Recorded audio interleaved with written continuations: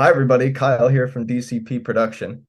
With the premiere of DCP All-Stars around the corner, I'm going to be talking about each of our returning players, highlighting the important parts of their games. I'll be talking about the players in alphabetical order. And starting off, we have Andrew from Exile Island. Andrew avoided Tribal Council for nearly the entire pre-merge, until the Joint Tribal Council at the final 12. His original Alexa tribe had a 6-2 advantage over the new Phil tribe. But he saw Connor as the biggest wildcard and pulled in Greg and Lauren to vote him out. At the merge, Andrew was in a great position. However, he tried to start a war between John and Lauren. The two of them compared notes and turned the vote against Andrew, making him the first member of the jury.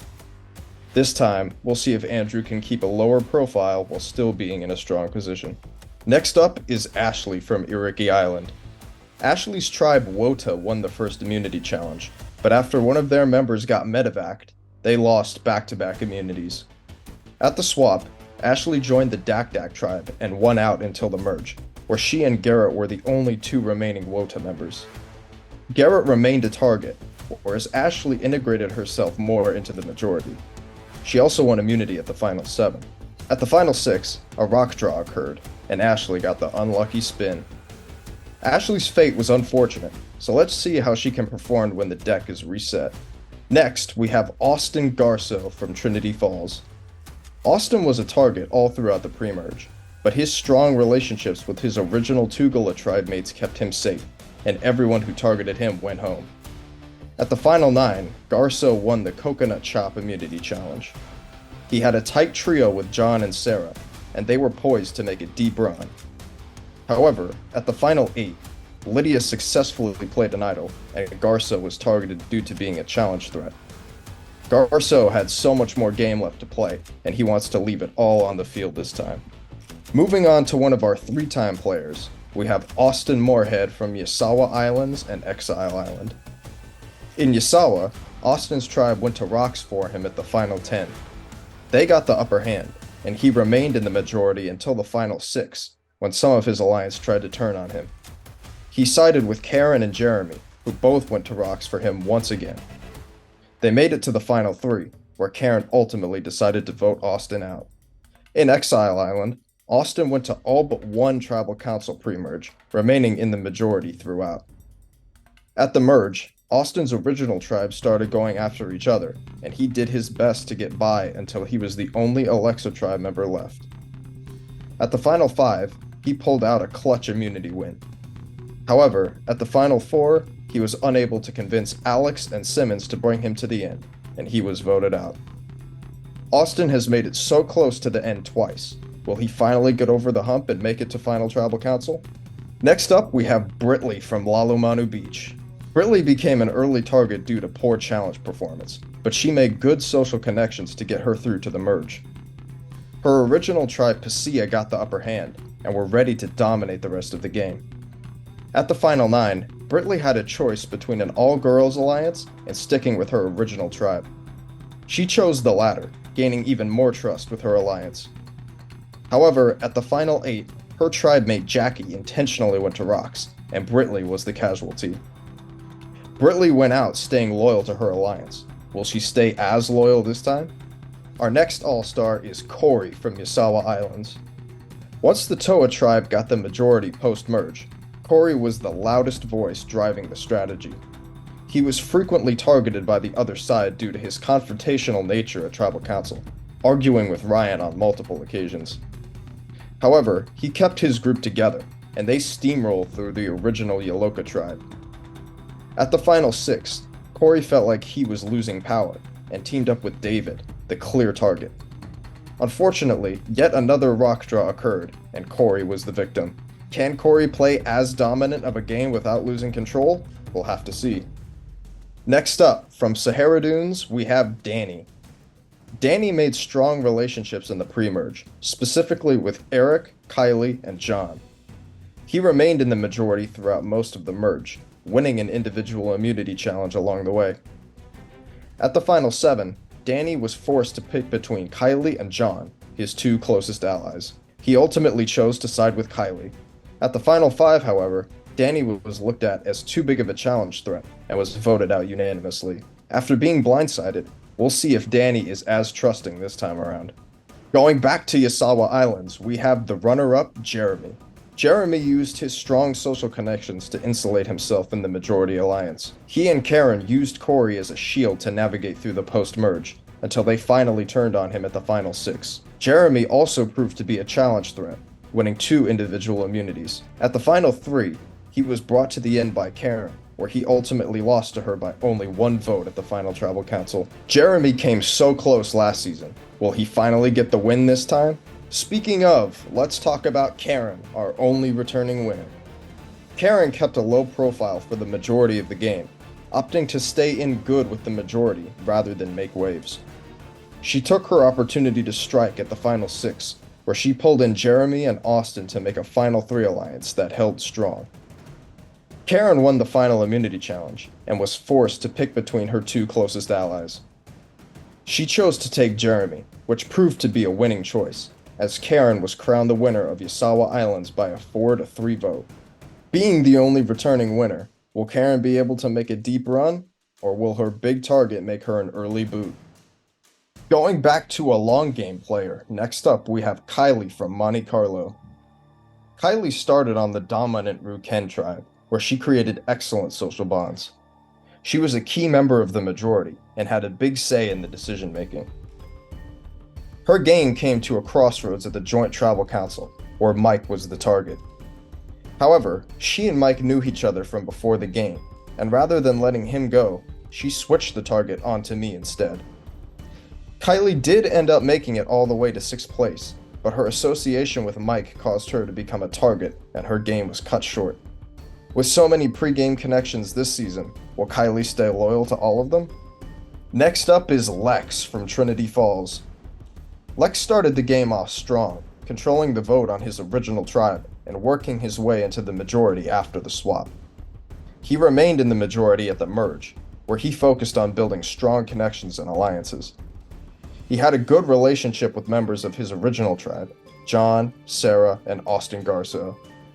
He also won immunity at the final 8. His game came to an end at the final 6, however, when Emily called out Lex for being a big threat. This was an impromptu tribal council, and since no one had a chance to scramble, Emily's plan worked, and Lex was voted out. With so many big targets this season, will Lex be able to manage his threat level? Staying with Trinity Falls, our next all-star is Lydia. Lydia first attended Tribal Council at the final 12, where she and V were on the bottom at the swap. However, Lydia found an idol at Tribal Council, and successfully idled out Jonathan. At the merge, Lydia laid low for the first couple of votes, but once again became a target at the final 8.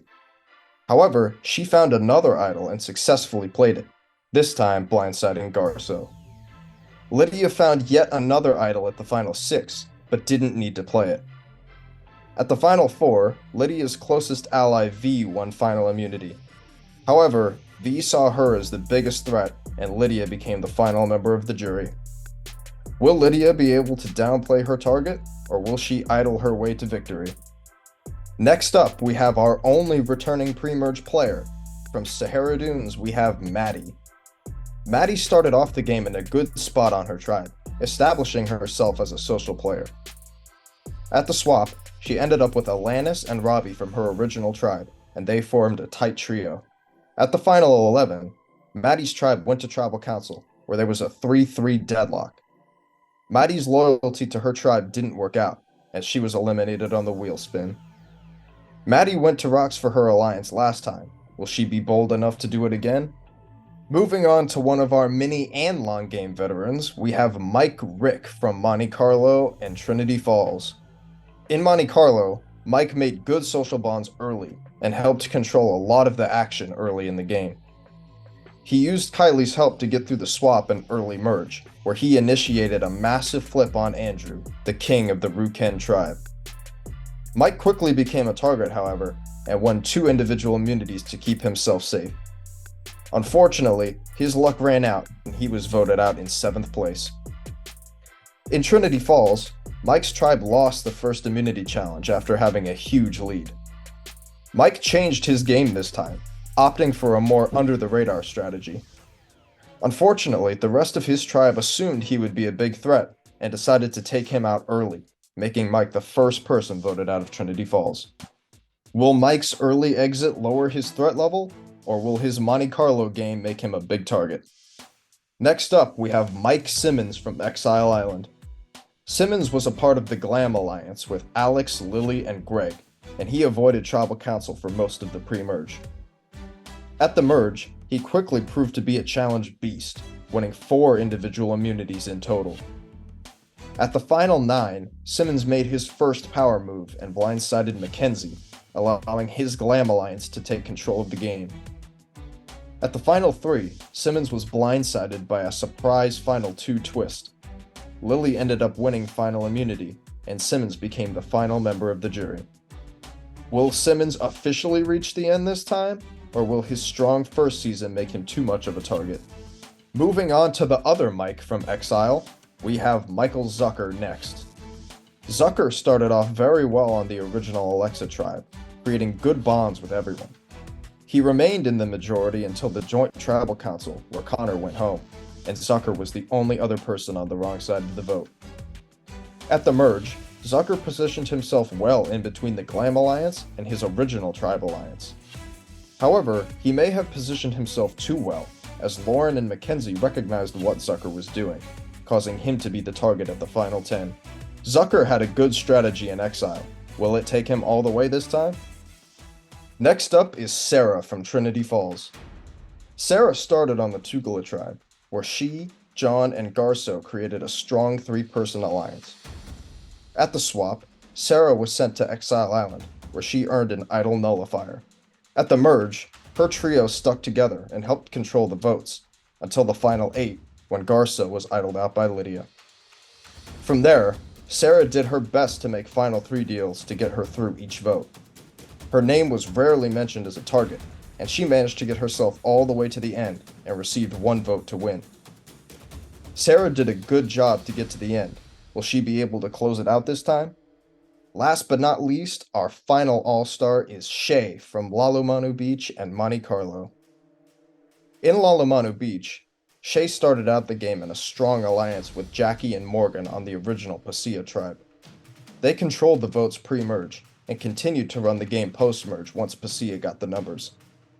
Shea's game took a turn at the final 8, where Jackie went to rocks and Brittley was eliminated. After that, Jackie and the remaining original Tapua members rallied together to blindside Shea in a 4-3 vote. In Monte Carlo, Shea once again started off very strong. He made good social connections and was well protected no matter what happened.